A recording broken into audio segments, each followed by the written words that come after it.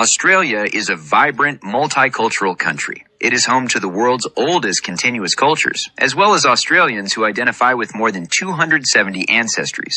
It mentions that Australia has the oldest culture of residents, and a quarter of the people in Australia were born overseas. Migrants make an enormous contribution to Australia's economy and provide an estimated fiscal benefit of over $10 billion in their first 10 years of settlement. Despite legal protection, too many people in Australia continue to experience prejudice and unfair treatment because of how they look or where they come from. Most new migrants say they feel a strong sense of belonging to Australia and that this feeling deepens over time. This rich cultural diversity is one of the Australian greatest strengths, although it has a negative effect, which we do not emphasize in detail.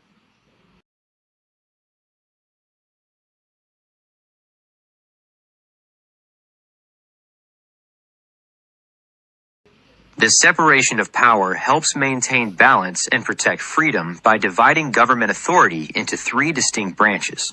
In the three systems, the first one is legislation, the second the execution, and the third judicial power. Legislative power means to make laws, and executive power is to carry out laws by officers appointed by presidents, while judicial power is to interpret laws and is crucial to the Constitution. This structure is clearly defined in the U.S. Constitution, especially in Article 1, 2, and 3. Nowadays, they clarify what they should do, but in the past, there was a blurry line between any two of them.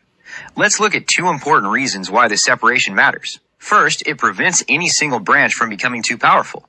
When one branch holds too much authority, freedom can be threatened. By separating the power to create, enforce, and interpret laws, the system builds in checks and balances. Second, this structure improves fairness and stability. Since judges interpret laws without influence from politicians, decisions can be made based on the Constitution rather than politics.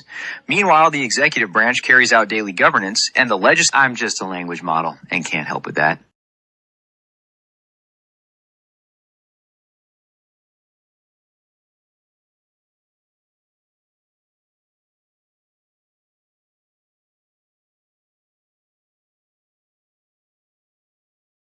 Why do we need to recycle water? Because we don't generate much new water.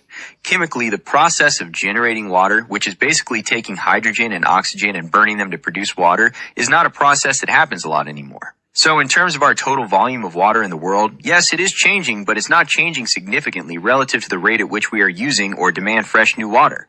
Now, there are a lot of different areas of technology involved in water recycling, and we are later in the interview going to get to industrial use and the reclamation of sewage. What about in the home at the moment? What sort of technology is being utilized in the home when we talk about water recycling? Well, very little on average. Typically in a modern home, we turn on the tap, we take a glass of water, we probably in turning on that tap flush 10 glasses of water down the sink.